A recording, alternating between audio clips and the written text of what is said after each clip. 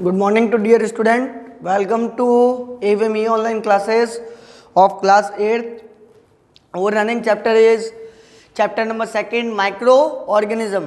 देखो बच्चों, हम लोगों ने अब तक क्या क्या कर दिया था। माइक्रो ऑर्गेनिज्म की डिफाइन पढ़ लिया, माइक्रो ऑर्गेनिज्म के टाइप्स पढ़ लिए, फादर ऑफ माइक्रोबायोलॉजी पढ़ लिया, यानी कि माइक्रो ऑर्गेनिज्म की जो स्टडी करते थे उस पूरे सब्जेक्ट को पढ़ लिया अपन लोगों ने, उसकी कैटेगरीज को पढ़ लिया, अलग अलग माइक्रो ऑर्गेनिज्म के फीचर्स को पढ़ डाला, एग्जाम्पल्स कर दिए। हम लोगों ने माइक्रो ऑर्गेनिज्म को कनेक्ट कर दिया एज ए फ्रेंड की तरह, माइक्रो ऑर्गेनिज्म को कनेक्ट कर दिया था एज ए फो की तरह। तो हम लोगों ने इतना सब पढ़ लिया था। कल मैंने जो मेरा लास्ट वीडियो था, उस लास्ट वीडियो के लेक्चर के सेगमेंट में मैंने आपको बताया था कि माइक्रो ऑर्गेनिज्म जो हार्मफुल इफेक्ट करते हैं वो दो वे में करते हैं। मैंने आपको बताया था, एक बार इन शॉर्ट में मैं वापस से बता देता हूँ। हार्मफुल यानी यहाँ अपन लोग इसको माइक्रो ऑर्गेनिज्म को किससे रिजेंबल कर रहे हैं, यानी कि फो से। यानी कोई माइक्रो ऑर्गेनिज्म अपने लिए हार्मफुल कैसे है, एज ए फो की तरह वर्क कैसे करता है, उसको बताया जा रहा है। तो harmful effect of micro organism को अपन लोगों ने किस वे में पढ़ा था। मैं माइक्रोब्स भी लिख रहा हूँ, है ना, माइक्रो ऑर्गेनिज्म को माइक्रोब्स भी लिखते हैं। तो यानी कि यहाँ हम लोगों ने पढ़ा था इसको पूरे 2 पार्ट्स के अंदर। एक मैंने बताया था कि micro organism causing the diseases in the living beings, यानी कि ये डिजीज कॉजिंग करते हैं, डिजीज लाते हैं। और डिजीज ये लाते हैं किसमें, लिविंग्स में। और लिविंग है कौन कौन से, प्लांट्स, एनिमल्स और ह्यूमंस। हम लोगों ने पढ़ा भी था बैक्टीरिया से होने वाली डिजीजेस, सारा पढ़ लिया था। दूसरा कल मैंने आप लोगों को बताया था as a food poisoning.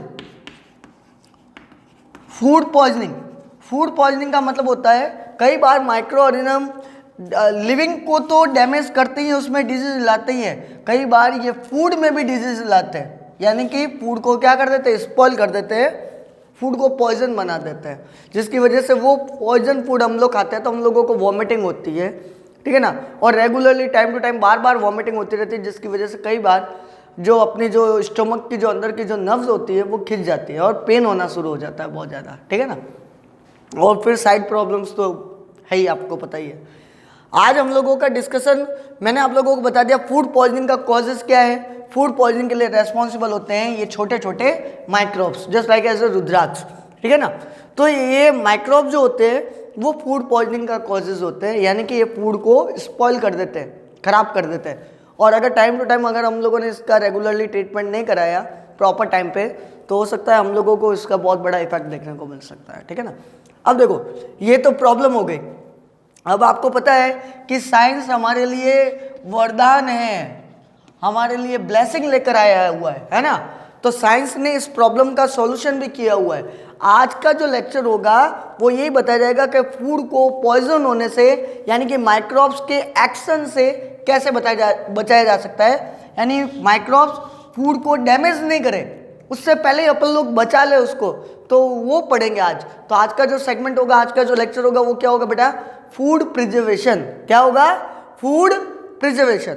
Okay, आज हम लोग इसको कंप्लीट करेंगे। मेरे 8th वाले बच्चे बहुत अच्छे हैं भैया, 9th वालों से लाख गुना 8th वाले हैं। 8th वाले कम से कम मुझे मैसेज से या व्हाट्सएप से मुझे काम चेक करवाते हैं, और मेरे अदर भी और भी कोई स्टूडेंट होंगे जो मुझे फॉलो करे होंगे और इंडिया में, वो भी बहुत अच्छे हैं। चलो, अब हम लोग आज का सेगमेंट होगा वो कौन सा होगा बेटा, फूड प्रिजर्वेशन। तो इसको इरेज करते हैं, और हम लोग क्योंकि प्रॉब्लम सारी पढ़ ली, अब हम लोग सॉल्यूशन को पढ़ेंगे। यानी ये और ये कंप्लीट हो गया, अब हम लोग सॉल्यूशन पर आ जाते हैं, है ना।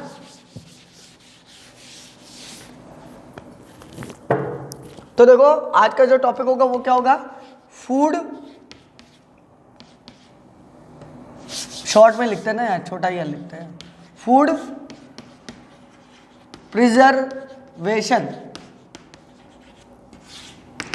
आप जरा लिटरली इसका मीनिंग देखो पहले। इसका मीनिंग क्या हो गया, फूड का मतलब क्या होता है, खाना या अपना भोजन। और प्रिजर्वेशन का मतलब क्या होता है, संरक्षण, यानी उसकी रक्षा करना। किसकी रक्षा करना, भोजन की, खाने की रक्षा करना। किससे, किससे रक्षा करना, किससे, इन सूक्ष्म जीवों से, यानी कि माइक्रोब से। अब आई थिंक आप लोगों को क्लियर हुआ कि फूड प्रिजर्वेशन क्या होता है। फूड प्रिजर्वेशन का मतलब होता है खाने को बचाना, किससे, माइक्रोब से। उसी को कहा जाता है फूड प्रिजर्वेशन। अब इसको लैंग्वेजली लिखते हैं, लैंग्वेजली लिखते हैं, इसको ध्यान से देखना सॉरी, इसको लैंग्वेजली लिख देते हैं। समझ में आ गया मीनिंग तो आपको? अब लैंग्वेजली लिखते हैं, the process which preserve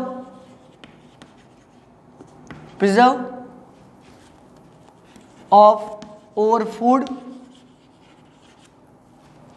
from spoiling due to action of microbes, या फिर आप लोग बोल दो माइक्रो ऑर्गेनिज्म। क्या मतलब हो गया? फूड प्रिजर्वेशन की क्या डेफिनेशन लिख कर आओगे आप लोग? अगर आ जाती है तो बोर्ड में क्या लिख कर आओगे? The process which preserve of over food from spoiling due to the action of microbes. Food को खराब स्पॉइल कर कौन रहे थे? माइक्रोब्स। आपने उसको बचा लिया, वो बचाने का जो प्रोसेस होगा वो क्या कहलाएगा? Food preservation. आप देखो ये कोई शक्तिमान तो है नहीं, है ना, कि फूड के पास जाएगा और कहेगा मैं प्रोसेस हूँ और आप माइक्रोब जो होंगे वो एंटर नहीं करेंगे। ऐसा तो होता नहीं है ना। अब होता क्या है वो देखो, होता बच्चों ये है कि इसमें कुछ ना कुछ प्रोसेस या कुछ ना कुछ मेथड्स लगते हैं। तो यानी कि लगे हाथों हम लोग ये भी पढ़ लेते हैं कि फूड प्रिजर्वेशन यानी कि इस प्रोसेस के लिए वो सब्सटेंस कौन से होते हैं जो इसको बचाते हैं। तो जो सब्सटेंस फूड को स्पॉइल होने से बचाएंगे उसको बोला जाता है फूड प्रिजर्वेटिव्स। क्या बोला जाएगा? Food preservatives. फूड प्रिजर्वेटिव्स, ये फूड प्रिजर्वेटिव ऐसे सब्सटेंसेस होते हैं जो कि फूड को स्पॉइल होने से बचा देते हैं, है ना। तो अब इसको एक बार देख लेते हैं, इसकी भी डिफाइन को। ये नोट आउट कर लियोगी, नहीं तो वीडियो को पॉज करके एक बार नोट डाउन कर लेना, आगे चलते हैं।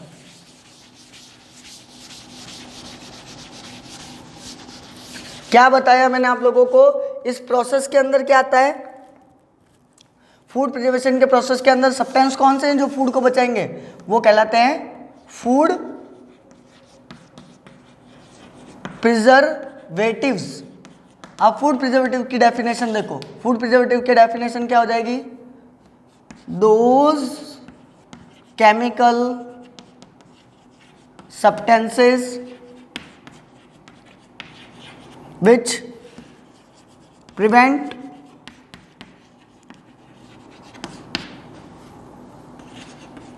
spoiling of food and also retain का मतलब होता है बनाए रखना, है ना, या मेंटेन लिख दो। रिटेन को नहीं याद आए, मेंटेन लिख देना। Retain nutritive value of food for long period of time.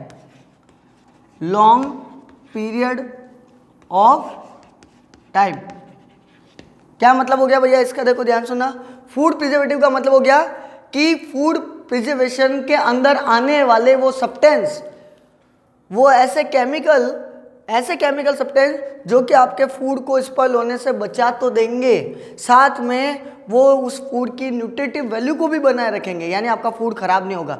1 दिन, 2 दिन, 3 दिन, 4 दिन, इतना मतलब ज़्यादा भी चल सकता है। जैसे आप लोगों ने अचार देखा, अचार मम्मी अचार बनाती है ना, पिकल्स। तो पिकल्स वगैरह के अंदर जनरली क्या होता है? पिकल्स 1 महीना, 2 महीना, 3 महीना, कई लोग तो 10-10 महीने तक चला लेते हैं। ऐसा क्यों होता है बेटा? कभी सुना आप लोगों ने? एक्चुअली ये ऐसा होता है क्योंकि इसको रेंसिडिटी ग्रोथ होने नहीं देते, यानी कि इसमें सड़न होती नहीं है। तो सड़न से बचाने के लिए कुछ केमिकल डाल देते हैं। जनरली आप लोगों ने कहा मम्मी आटा लगाती है, मम्मियों ने साइंस बहुत पढ़ रखी है भैया, ठीक है ना। तो मम्मी आटा लगाती है, मम्मी को देखा कभी? मम्मी जब आटा लगाती है, आटे को छानती है, आटे को उसके कंकड़ को हटाती है, फ्लोर को, तो उसमें कुछ आटा गूंदने से पहले सॉल्ट डाल देती है। वो सॉल्ट क्यों डाला? मम्मी को कभी पूछना, मम्मी आपको पहले तो आपको चाटा लगाएगी और फिर बोलेगी कि बेटा कि सॉल्ट इसलिए डाला है क्योंकि मुझे इस आटे को तेरे पापा लेट आएंगे, या तू अभी मान लो डिमांड कर दे कि मम्मी मुझे शाम को भी भूख लगी है तो कुछ पराठा तुझे बना के दे दूँ, तो वो पड़ा रहेगा, स्टोर रहेगा, तो उसकी न्यूट्रिटिव वैल्यू भी बनी रहेगी, प्लस माइक्रो ऑर्गेनिज्म के एक्शन को भी बचा सकते हैं। सेम ऐसा पिकल्स में करते हैं। पिकल्स वगैरह में क्या करते हैं, ऑयल बना के रखते हैं, ऑयल डाला हुआ रहता है। ऑयल नहीं होगा तो क्या हो जाएगा, उसके अंदर कोई फंगी का एक्शन हो सकता है, तो फंगी के एक्शन की वजह से वो स्पॉइल हो सकता है, उसमें कुछ अलग स्मेल वगैरह आना शुरू हो सकता है, वो आपका खराब हो गया, है ना। तो ऑयल हो गया, विनेगर हो गया, ये कुछ ऐसे केमिकल सब्सटेंस, जैसे सॉल्ट भी हो गया, शुगर भी होता है। देखो आप लोगों ने देखा केचप वगैरह देखा होगा, जेली वगैरह होता है ना मार्केट के अंदर, जैम वगैरह होता है, तो जैम, केचप, ये जो होते हैं उनके अंदर भी शुगर डाला हुआ होता है, ठीक है ना, जिसकी वजह से वो सारा जो होता है वो ये केमिकल प्रिजर्वेटिव्स ऐसा करते हैं कि स्पॉइल होने से बचा देते हैं, है ना। अब फूड प्रिजर्वेटिव्स जो हैं, ध्यान से सुनना, फूड प्रिजर्वेशन के मेथड को देख लेते हैं। ये तो चीज़ समझ में आ गई। चलो अब अगला ले लेते हैं फूड प्रिजर्वेशन के मेथड।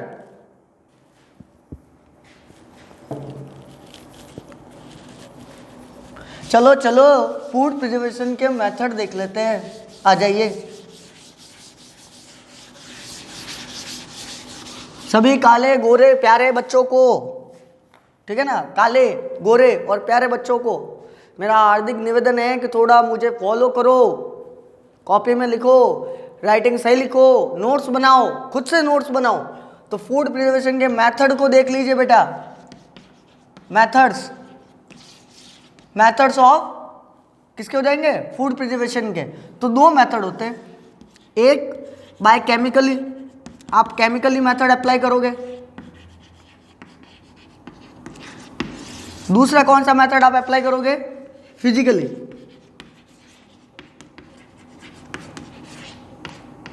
Physically method.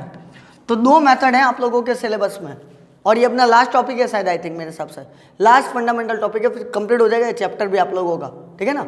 तो कौन कौन से हो गए, एक तो हो गया आप लोगों का केमिकली मेथड और एक हो गया फिजिकली मेथड। अब डिफरेंस क्या है, केमिकली मेथड में क्या डालेंगे, ये क्या है, केमिकल, यानी हम लोग केमिकली मेथड में केमिकल से फूड को बचाते हैं, जबकि फिजिकली मेथड में हम लोग क्या करेंगे, बाय हीट से, बाय कूलिंग से, ठीक है ना, बाय प्रेशर से, किसी भी मतलब फिजिकल मेथड से हम लोग फूड को बचाते हैं, बस as simple as.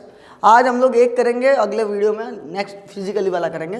Chemically method देखो, केमिकली मेथड में मैं कुछ केमिकल बताऊंगा और आपको बताऊंगा क्या होता है। देखो डस्टर का रख दो रे, ओथे ओथे अच्छा नहीं ओथे। तो देखो केमिकली मेथड को पढ़ लेते हैं, मैं इसको सबको इरेज कर रहा हूँ, केमिकली मेथड को पढ़ते हैं। मेथड तो समझ में आ गया ना, केमिकल मेथड और फिजिकल मेथड। अब देखो केमिकल मेथड को देख लेते हैं फटाफट से जल्दी से। केमिकल मेथड, वो डस्टर गिर गया ओए, चलो कोई बात। केमिकल मेथड, अब केमिकल मेथड में देखो कौन कौन से केमिकल काम में ले रहे हैं। देखो इधर देखो, सबसे पहले लिया आप लोगों ने कॉमन सॉल्ट।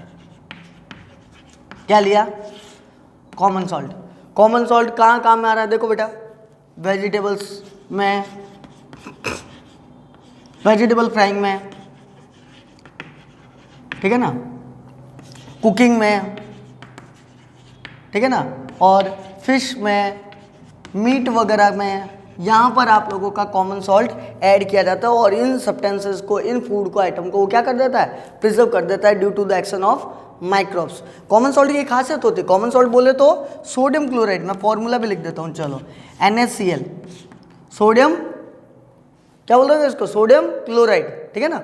अच्छा दूसरा ले लेते हैं विनेगर। विनेगर देखा है भैया कभी, रेस्टोरेंट जाना या होटल जाना, पानी की जैसा एक टेबल पर पड़ा होता है जो मंचूरियन वगैरह में डालते हैं ना तीखा बनाने के लिए, सिरका, सिरका सिरका बोलते हैं इसको, सिरका। मम्मी को पूछना सिरका क्या होता है, मम्मी बताएगी। विनेगर, कभी इडली वगैरह बनाते हैं या फ्राइड राइस बनाते हैं तो डाला जाता है विनेगर।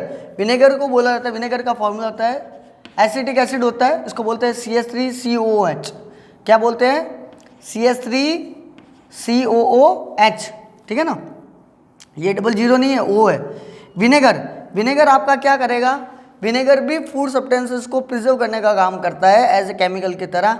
ये आप लोगों का देखो, जो आप लोगों के मैंने कहा ना मंचूरियन वगैरह हो गया, जैसे मैं यहाँ पर फास्ट फूड लिख देता हूँ, फास्ट फूड को ये क्या करता है, प्रिजर्व करता है। आपके पिकल्स वगैरह, पिकल्स बोले तो अचार वगैरह, इनको प्रिजर्व करता है। आंवला वगैरह, आंवला वगैरह होता है, आंवला, आंवला होता है ना, वो क्या कहते हैं, आंवला का अचार वगैरह, मुरब्बा, आंवला है, ठीक है ना।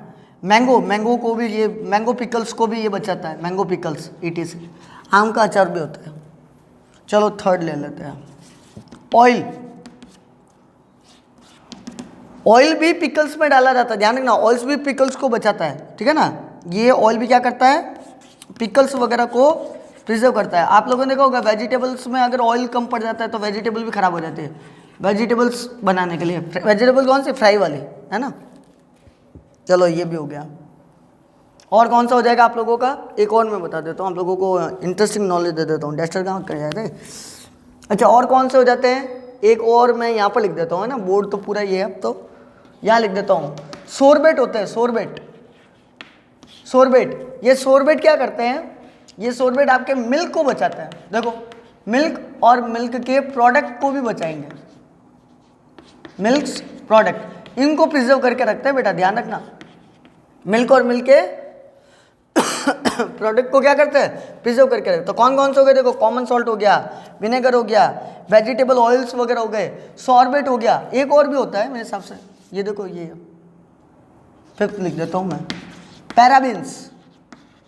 पैराबीन्स भी होते हैं। पैराबीन्स आप लोगों के जैम है, ठीक है ना, और केचप है, ये इनको प्रिजर्व करता है। और शुगर भी होता है, शुगर भी बचाता है। यहाँ बोर्ड दिख रहा होगा तो देख लेना, शुगर भी, तो देखो 6 हो गए। शुगर भी आप लोगों के, देखो, जो ये खट्टी मीठी चीजें होती है ना, उसमें शुगर भी डाला जाता है। कई बार जनरली मीठे अचार होते हैं ना, स्वीट पिकल्स, मीठे अचार होते हैं, उनके लिए भी बचाने के लिए काम आता है। जेली में भी काम आता है, ETC। तो ये आप लोगों के केमिकल मेथड्स हो गए, एक बार इसको नोट आउट कर देना। अगले वीडियो में हम लोग फूड प्रिजर्वेशन का सेकंड मेथड पढ़ेंगे, केमिकली नहीं पढ़कर फिजिकली। तो ये आप लोगों के चैप्टर कंप्लीट हो जाएगा। एक बार अगर जो इसको लिख देता है, नोट आउट कर देता है बच्चों, उसकी तो बल्ले बल्ले, नहीं तो थल्ले थल्ले। ओके, सबा खैर।